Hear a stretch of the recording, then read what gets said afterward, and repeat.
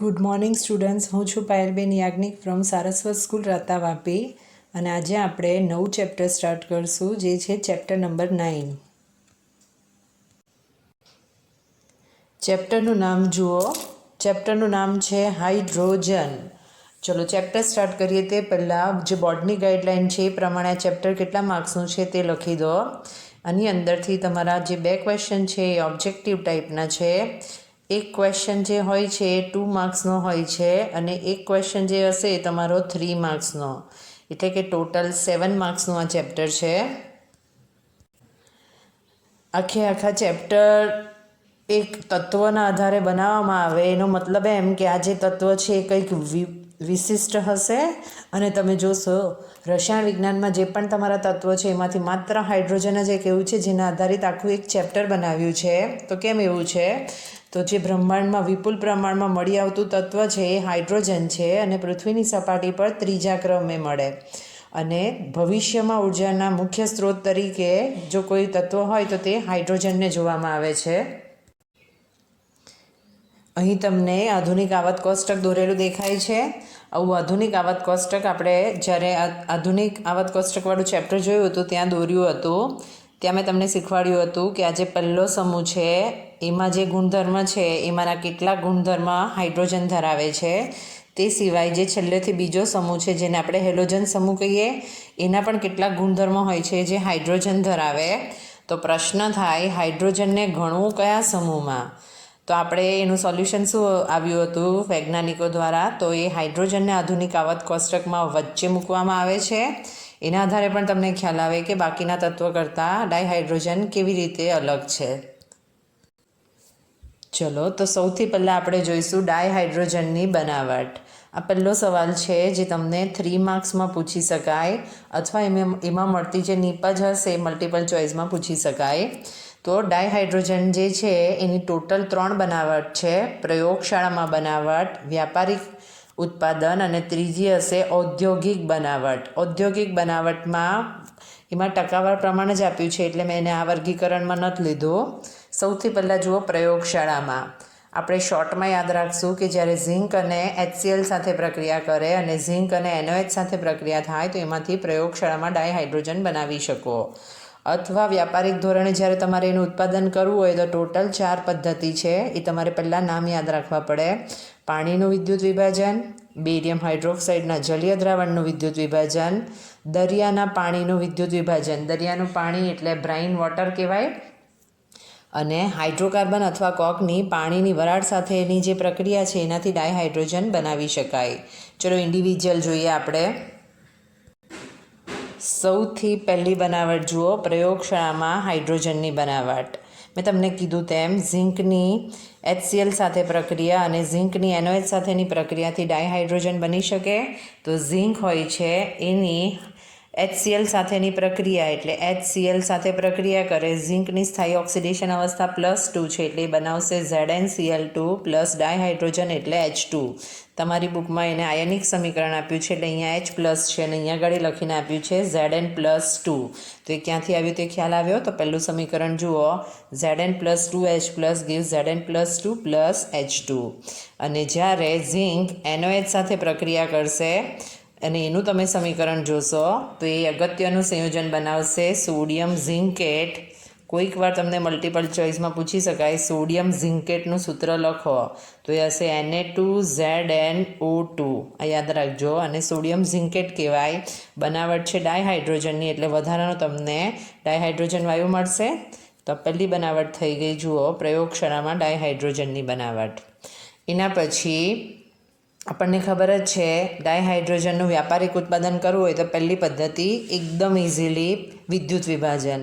તો પ્લેટિનમ વિદ્યુત ધ્રુવોના એસિડિક પાણીનું જો વિદ્યુત વિભાજન કરવામાં આવે, પાણીનું વિદ્યુત વિભાજન થાય તો આપણને ખબર છે કયા 2 વાયુ મળે, H2 અને O2. એને બેલેન્સ કરવા માટે 2 વડે ગુણ્યું છે. હવે આ ટકાવાર પ્રમાણ ધ્યાન રાખજો. 99 ગ્રેટર ધેન 99.95% શુદ્ધતાવાળો જો ડાયહાઇડ્રોજન બનાવવો હોય તો એના માટે જે પદ્ધતિ વપરાય એમાં નિકલ વિદ્યુત ધ્રુવ વડે ગરમ બેરિયમ હાઇડ્રોક્સાઇડના જલીય દ્રાવણનું વિદ્યુત વિભાજન. બેરિયમ હાઇડ્રોક્સાઇડના જલીય દ્રાવણનું વિદ્યુત વિભાજન કરો તો તમે ગ્રેટર ધેન 99.95% શુદ્ધતાવાળો ડાયહાઇડ્રોજન બનાવી શકો. આ ધ્યાન રાખજો. ત્રીજી બનાવટ જુઓ, એમાં લખીને આપ્યું છે ક્ષારવાળા પાણી. ક્ષારવાળું પાણી એટલે દરિયાનું પાણી કહેવાય, જેને ઇંગ્લિશમાં બ્રાઇન વોટર કહેવાય, કે જે ક્લોરાઇડનો સૌથી મોટો સ્ત્રોત છે. એનું જ્યારે વિદ્યુત વિભાજન કરવામાં આવે તો મેઇન ઉત્પાદન છે NaOH અને Cl2નું, પણ આ ઉત્પાદન દરમિયાન આ લીટી હાઇલાઇટ કરજો, ઉપપેદાશ તરીકે તમને ડાયહાઇડ્રોજન મળશે. તો તમે એના સમીકરણ જોશો તો એનોડ ઉપર ક્લોરાઇડમાંથી 2Cl માંથી 2 મોલ ઇલેક્ટ્રોન દૂર થઈને તમને Cl2 મળશે, અને કેથોડમાં પાણીનું જ વિદ્યુત વિભાજન થશે અને તેમાંથી 2 મોલ OH- અને સાથે H2 મળશે. તો આ જે છે તમને કેમ એવું લખીને આપ્યું, તો આ ક્લોરીન અને NaOH, અહીંયા ક્લોરીન અને NaOHના ઉત્પાદનની પદ્ધતિ છે, એમાં ઉપપેદાશ તરીકે હાઇડ્રોજન મળે છે, માટે એવું લખીને આપ્યું. એટલે એકંદર પ્રક્રિયા જોશો તો 2Cl- + 2H2O, અહીંયા NaCl છે એના ઉપરથી 2Na+ છે, અહીંયા 2NaOH બને છે એટલે 2Na+ લખીને આપ્યું છે. ખ્યાલ આવ્યો? એના પછી જુઓ ચોથી પ્રક્રિયા, મોસ્ટ ઇમ્પોર્ટન્ટ કરજો. એની અંદર બહુ બધો ડેટા આવે છે જે મલ્ટિપલ ચોઇસમાં પણ પૂછી શકાય. શું છે ચોથી બનાવટ? હાઇડ્રોકાર્બન અથવા કોકની પાણીની વરાળ સાથે ઊંચા તાપમાને ઉદ્દીપકીય પ્રક્રિયા. ચલો, તમે 10મા ધોરણમાં ભણીને આવ્યા છો. હાઇડ્રોકાર્બનનું સામાન્ય સૂત્ર CnH2n+2. એની પાણીની વરાળ સાથે પ્રક્રિયા એટલે યાદ રાખજો, એની અંદર જે સમીકરણ આવશે એમાં આપણે H2O લખશું, પાણીની વરાળ હશે અને ત્યાં તમને N મોલ લખીને આપ્યું હશે. એની ઉદ્દીપકીય પ્રક્રિયા એટલે તાપમાન યાદ રાખજો, 1270 કેલ્વિન તાપમાને પ્રક્રિયા જ્યારે નિકલ ઉદ્દીપકમાં થાય તો એની અંદરથી તમને 2 વાયુનું મિશ્રણ મળે છે, N મોલ CO વત્તા 2N + 1 મોલ H2. હવે આ સમીકરણની અંદર આપણે જ્યારે n બરાબર 1 લઈએ, એટલે અહીંયા બની ગયું CH4. અહીંયા n બરાબર 1 લો એટલે શું થવાનું? H2O. આની અંદર n બરાબર 1 લો એટલે શું મળવાનું? CO. આમાં n બરાબર 1 લો એટલે 3 મોલ મળવાનું H2. તો અહીંયા આગળ તમને જે આ મિશ્રણ મળ્યું છે CO વત્તા 3H2, એને કહેવામાં આવે છે જળવાયુ. મલ્ટિપલ ચોઇસમાં સૌથી વધારે વાર પૂછાયું છે જળવાયુનું સૂત્ર બોલો, તો એ શું આવશે? CO + 3H2. એને જ સંશ્લેષિત વાયુ પણ કહેવામાં આવે. તો રીઝન યાદ રાખજો, એને કેમ સંશ્લેષિત વાયુ કહેવાય, તો ત્યાં તમને લખીને આપ્યું છે ટેક્સ્ટબુકમાં, જુઓ. મિથેનોલ અને અનેક હાઇડ્રોકાર્બનના સંશ્લેષણમાં ઉપયોગી હોવાથી એને સંશ્લેષિત વાયુ કહેવામાં આવે. જળવાયુ, સંશ્લેષિત વાયુ, અને એનું જ ત્રીજું નામ છે સિનગેસ. તો મોસ્ટ ઇમ્પોર્ટન્ટ ઇક્વેશન છે. સ્ટાર્ટિંગના જે JEEના એક્ઝામ આવતી હતી, AI-EEEની, તો એની અંદર આ સૂત્ર પૂછતા હતા, તો તેને યાદ રાખજો. હવે જુઓ, હાલના સમયમાં જે સિનગેસ છે એ સુએઝ લાકડાનો બારીક ભૂકો, લાકડાના ટુકડા, સમાચાર પત્રના કાગળ વગેરેમાંથી બનાવવામાં આવે છે. હવે એક વ્યાખ્યા આવશે, કોલ ગેસિફિકેશન. તો તમારા સ્વાધ્યાયમાં ક્વેશ્ચન છે, વ્યાખ્યા લખો, કોલ ગેસિફિકેશન એટલે શું? તો ધ્યાન રાખજો, કોને કહેવામાં આવે? તો જ્યારે કોલસામાંથી સિનગેસ બનાવવામાં આવે, સિનગેસ એટલે કાર્બન મોનોક્સાઇડ અને હાઇડ્રોજન વાયુનું મિશ્રણ, તો આ જે પ્રક્રિયા છે એને કોલ ગેસિફિકેશન કહેવામાં આવે. તમે એનું સમીકરણ જોશો, કોલસો એટલે કાર્બન, એને H2O સાથે 1270 કેલ્વિન તાપમાને જ્યારે પ્રક્રિયા કરો તો એમાંથી CO + H2 મળે. તો આ પ્રક્રિયા કોલ ગેસિફિકેશનનું સમીકરણ છે. ખાલી ઇક્વેશન લખો એવું બી પૂછાય. હવે અહીંયા જે કાર્બન મોનોક્સાઇડ બને છે એની અંદર જો તમે આયન ક્રોમેટ ઉદ્દીપકની હાજરીમાં સિનગેસ મિશ્રણમાંનો જે કાર્બન મોનોક્સાઇડ છે એની પાણીની વરાળ સાથે જો પ્રક્રિયા કરો તો હાઇડ્રોજનનું ઉત્પાદન વધારી શકાય. તો પછી આ જે પ્રક્રિયા કરો છો એને કહેવામાં આવે જળવાયુ સ્થાનાંતર પ્રક્રિયા. એટલે તમારે આ જે રીતના નામ આવે છે બધા હાઇલાઇટ કરતા રહેવા પડે. એ ઓબ્જેક્ટિવ ટાઈપના ક્વેશ્ચનમાં વ્યાખ્યા તરીકે પૂછી શકાય. એટલે કાર્બન મોનોક્સાઇડ અને પાણીની વરાળ સાથે 673 કેલ્વિન તાપમાને આયન ક્રોમાઇટ ઉદ્દીપકની હાજરીમાં પ્રક્રિયા કરો તો કાર્બન મોનોક્સાઇડનું કાર્બન ડાયોક્સાઇડમાં રૂપાંતર થાય. અને આ જે જળવાયુ છે એને સોડિયમ આર્સેનાઇડના દ્રાવણમાંથી જ્યારે પસાર કરો તો જે કાર્બન ડાયોક્સાઇડ છે એ દૂર કરી શકાય અને તમને હાઇડ્રોજન મળે. તો આ રીતે તમે હાઇડ્રોકાર્બન અને કોલસામાંથી ડાયહાઇડ્રોજન બનાવી શકો. ચલો હવે જુઓ ડાયહાઇડ્રોજનના ઉત્પાદનનું ઔદ્યોગિક ઉત્પાદન. આ જે ડેટા છે તમને જોડકા જોડો એ ટાઈપના સવાલમાં પૂછી શકાય. તો લગભગ 77% જેટલું ઔદ્યોગિક ડાયહાઇડ્રોજન ઉત્પાદન પેટ્રો રસાયણમાંથી થાય, 18% જે ઉત્પાદન છે કોલસામાંથી થાય, 4% જેટલું ઉત્પાદન જલીય દ્રાવણના વિદ્યુત વિભાજનમાંથી થાય અને 1% જેટલું વિદ્યુત વિભાજન અન્ય સ્ત્રોતમાંથી થાય. તો ખ્યાલ આવ્યો ડાયહાઇડ્રોજન શું છે? હવે આ ચેપ્ટરની અંદર જે 30% સિલેબસ કટ થયો છે એના પછી જે પોર્શન રહી ગયો છે એમાં 3 જ થિયરી આવે છે જે તમારા 30% સિલેબસ પછી રહી ગઈ છે. એ છે ડાયહાઇડ્રોજન, ડાયહાઇડ્રોજનના હાઇડ્રાઇડ સંયોજનો અને લાસ્ટ જે છે ટૂંકનો એ છે હાઇડ્રોજન પેરોક્સાઇડ. આ 3 ટૂંકનોનો જ તમારે અભ્યાસ કરવાનો છે. તો એની અંદરથી મેં તમને ડાયહાઇડ્રોજન ચલાવી દીધું. હવે એની આગળનો ટોપિક જુઓ અને એ છે હાઇડ્રાઇડ સંયોજનો. ઓક્સાઇડ એટલે ઓક્સિજન સાથે પ્રક્રિયા, હેલાઇડ એટલે હેલોજન સાથેની પ્રક્રિયા એવું કહેવાય. તો હાઇડ્રોજનના હાઇડ્રાઇડ એટલે શું તે જુઓ. તો જે ડાયહાઇડ્રોજન છે નિશ્ચિત પ્રક્રિયા પરિસ્થિતિમાં ઉમદા વાયુ સિવાયના લગભગ બધા જ તત્વો સાથે જોડાઈ શકે અને દ્વિઅંગી સંયોજન બનાવે તો એને જ કહેવામાં આવે છે હાઇડ્રાઇડ. આ જે હાઇડ્રાઇડ હશે એને જો કોમન સૂત્રથી તમારે દર્શાવવું હોય તો જે તત્વ છે એને આપણે ઈ તરીકે દર્શાવીએ તો એના જે સામાન્ય સૂત્ર હશે એ EHX. દાખલા તરીકે Mg+2ONH છે એટલે MgH2 કહેવાય. ધાતુ સાથેના હાઇડ્રાઇડમાં હાઇડ્રોજનનો -1 વીજભાર લઈએ છીએ એવું તમે શીખ્યા છો એટલે આમાંથી Mg+2 આવે. અથવા બીજું કોમન સૂત્ર છે EMHN. દાખલા તરીકે ડાયબોરેન B2H6. હવે આ જે હાઇડ્રાઇડ સંયોજનો છે એનું જો ફરીથી વર્ગીકરણ જોવામાં આવે તો એનું બીજા 3 ભાગમાં વર્ગીકરણ થાય છે. પહેલાં ખાલી નામ યાદ રાખો. આયનીય અથવા ક્ષારીય હાઇડ્રાઇડ, સહસંયોજક અથવા આણ્વીય હાઇડ્રાઇડ અને ધાત્વીય અથવા બિનતત્વયોગમિતીય હાઇડ્રાઇડ. ચલો શું છે આ 3 હાઇડ્રાઇડ તે જુઓ. સૌથી પહેલાં જુઓ આયનીય હાઇડ્રાઇડ. એનું જ બીજું નામ છે ક્ષારીય હાઇડ્રાઇડ. હવે S, P, D અને F વિભાગના તત્વો અલગ અલગ રીતે હાઇડ્રોજન ડાયહાઇડ્રોજન સાથે જોડાઈને અલગ અલગ ટાઈપના હાઇડ્રાઇડ સંયોજનો આપશે. તો સૌથી પહેલાં જે S વિભાગના તત્વો છે, S વિભાગ એટલે પહેલો સમૂહ અને બીજો સમૂહ આવે તે તત્વો જ્યારે હાઇડ્રોજન સાથે જોડાશે તો તે આયનીય અથવા તો ક્ષારીય હાઇડ્રાઇડ બનાવે. એના ઉદાહરણ છે lithium hydride LiH, beryllium hydride BH2, MgH2. આ બધા પ્રથમ અને બીજા સમૂહના તત્વો છે એની સાથે હાઇડ્રોજનના સંયોજનો છે. આ બધા સહસંયોજક લાક્ષણિકતા દર્શાવે છે. મલ્ટિપલ ચોઇસ માટે યાદ રાખજો કે આ જે BeH2 છે અને MgH2 છે એ વાસ્તવમાં પોલિમર જેવું બંધારણ ધરાવતા હોય. બધા આયનીય અથવા ક્ષારીય હાઇડ્રાઇડ જે છે એ ઘન અવસ્થામાં સ્ફટિકમય, અબાષ્પશીલ અને અવાહક હોય છે. અને ખાસ હાઇલાઇટ કરજો માત્ર ને માત્ર પીગલિત અવસ્થા હશે ત્યારે જ શું કરશે? વિદ્યુતનું વહન કરે. અને વિદ્યુતનું વહન થશે તો એનોડ પર હાઇડ્રોજન આપે અને આ જ વસ્તુ પુરવાર કરે છે કે આપણો જે હાઇડ્રાઇડ છે એમાં H- આયનની હાજરી પુરવાર થઈ છે એટલે હાઇડ્રોજન સાથે જોડાયા છે. તો એનું તમને સમીકરણ અહીંયા લખીને આપ્યું છે. પાણી સાથેની પ્રક્રિયામાં 2H- પીગલિત સ્વરૂપે એનોડમાંથી તમને ડાયહાઇડ્રોજન અને 2 મોલ ઇલેક્ટ્રોન આપે છે.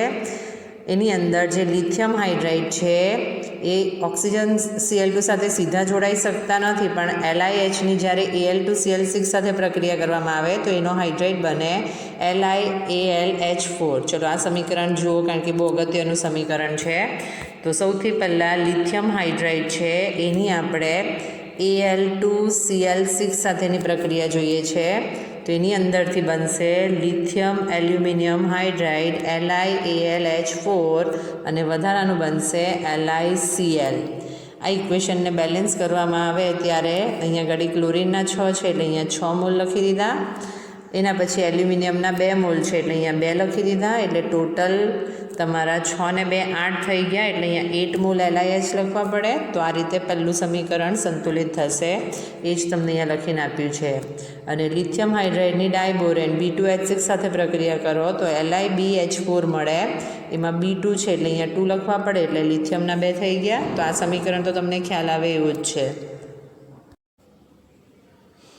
ચલો હવે જુઓ ટોપિક નંબર 9.5.2 કે જે છે સહસંયોજક અથવા તો આણ્વીય હાઇડ્રાઇડ. ચલો એસ વિભાગ થઈ ગયો, હવે આવશે પી વિભાગ. તો જ્યારે ડાયહાઇડ્રોજન પી વિભાગના તત્વો સાથે પ્રક્રિયા કરીને જે સંયોજનો બનાવશે એને આણ્વીય અથવા તો સહસંયોજક સંયોજન કહેવાય. પી વિભાગ એટલે સમૂહ 13 થી 18 સુધીના તત્વો. 18 સિવાયના મોટાભાગના તત્વો સાથે ડાયહાઇડ્રોજન પ્રક્રિયા કરે એવું મેં તમને શીખવાડ્યું. એના ઉદાહરણ છે CH4, NH3, H2HF. અને સહસંયોજક હોવાને કારણે આ બધા સંયોજનો કેવા હોવાના? બાષ્પશીલ.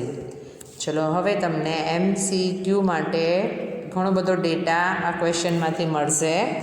જ્યારે આ તત્વોના લુઈસ બંધારણમાં રહેલા ઇલેક્ટ્રોનની સાપેક્ષ સંખ્યાના આધારે અથવા તો બંધની સાપેક્ષ સંખ્યાના આધારે જો એનું વર્ગીકરણ જોવામાં આવે તો એનું બીજા 3 ભાગમાં વર્ગીકરણ થાય. કયા 3 ભાગ છે તે જુઓ.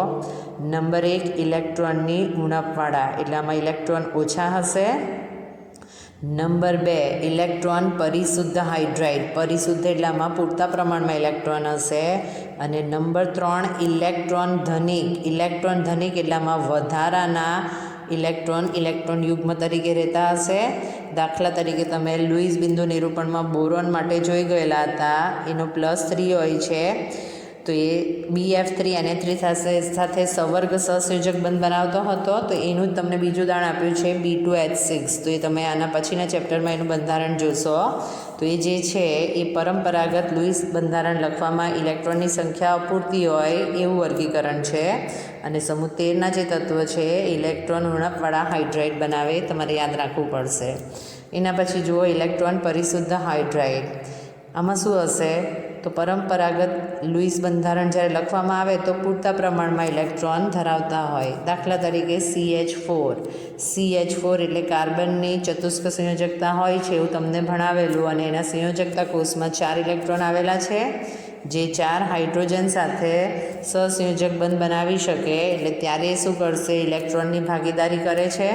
તો 4 હાઇડ્રોજનના ઇલેક્ટ્રોન છે જેની સાથે ઇલેક્ટ્રોનની ભાગીદારી કરી દે, એટલે આની પાસે કાર્બન પાસે પૂરતા પ્રમાણમાં ઇલેક્ટ્રોન છે એવું કહેવાય. માટે એ જે હાઇડ્રાઇડ બનાવવાના એને આપણે કહીશું ઇલેક્ટ્રોન પરિશુદ્ધ હાઇડ્રાઇડ, અને તે સમચતુષ્ફલકી આકાર ધરાવે.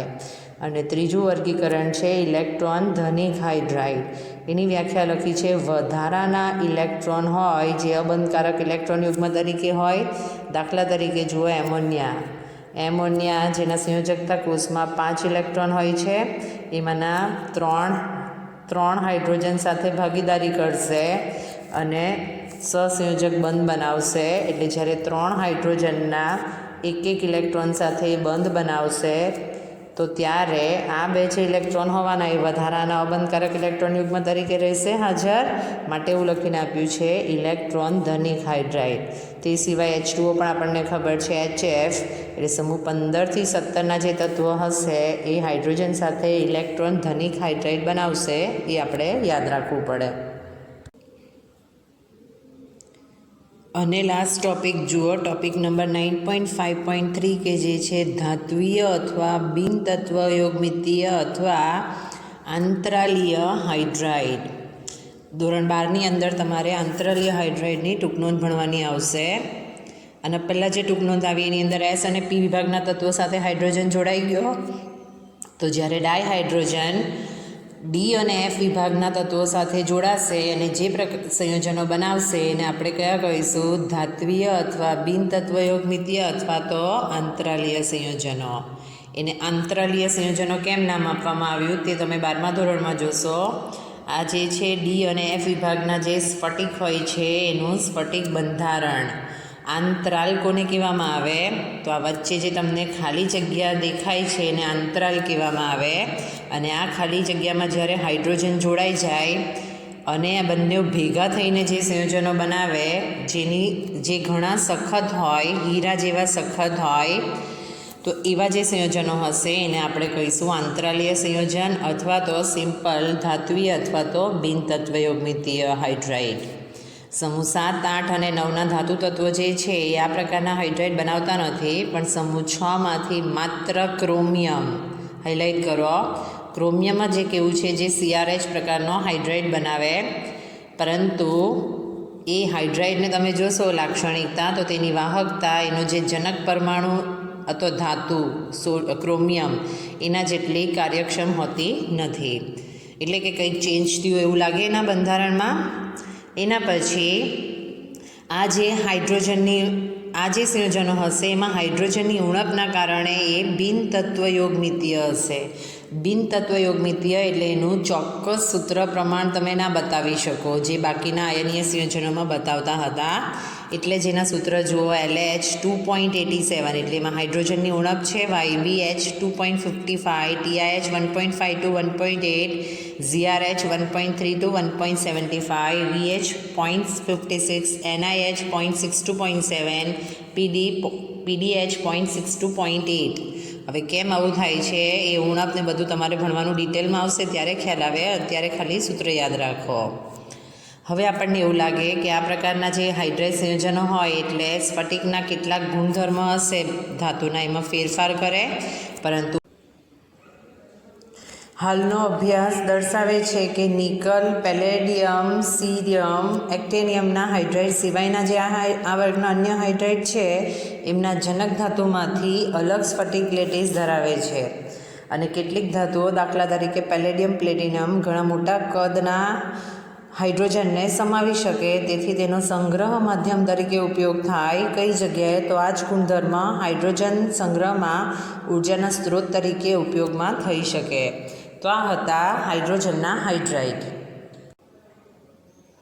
ચલો હવે કોયડા નંબર 9.2 જુઓ. તમે એવી અપેક્ષા રાખો છો કે નાઇટ્રોજન, ઓક્સિજન અને ફ્લોરિનના હાઇડ્રાઇડના ઉત્કલન બિંદુ તે જ સમૂહના અન્ય તત્વોના હાઇડ્રાઇડના ઉત્કલન બિંદુથી નીચા હોય છે. કારણ આપો. ચલો જુઓ એનો જવાબ.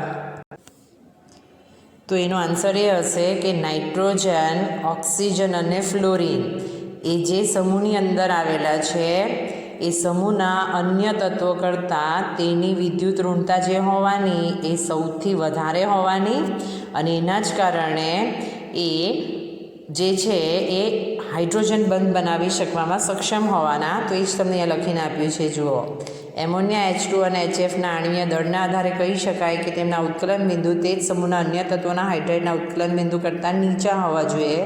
પરંતુ નાઇટ્રોજન, ઓક્સિજન, ફ્લોરિનની વિદ્યુત ઋણતા સૌથી વધારે વિદ્યુત ઋણ હોય, અને એના જ કારણે તેમના હાઇડ્રાઇડ જે છે હાઇડ્રોજન બંધ બનાવવાની ક્ષમતા વધારે ધરાવે. અને આ જ રીઝન છે એના આણ્વીય દળ કરતાં પણ હાઇડ્રોજન બંધ બનવાનું વલણ છે. એના કારણે એમોનિયા, H2 અને HFના ઉત્કલન બિંદુ તે જ સમૂહના અન્ય તત્વોના હાઇડ્રાઇડ સંયોજનના ઉત્કલન બિંદુ કરતાં કેવા હોવાના? ઊંચા. અને લાસ્ટ ક્વેશ્ચન જુઓ, કોયડા નંબર 9.3.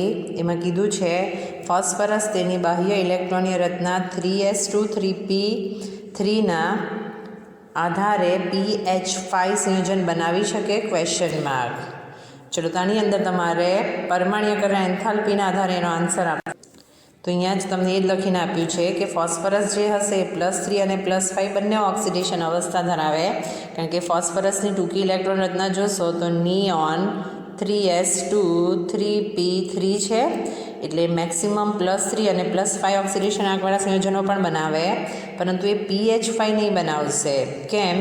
કારણ કે જે ડાયહાઇડ્રોજન છે એની પરમાણ્યકરણ એન્થાલ્પી અને તેની ઇલેક્ટ્રોન પ્રાપ્તિ એન્થાલ્પીનું જે મૂલ્ય હશે એ ફોસ્ફરસની ઉચ્ચતમ ઓક્સિડેશન અવસ્થા દર્શાવવાનું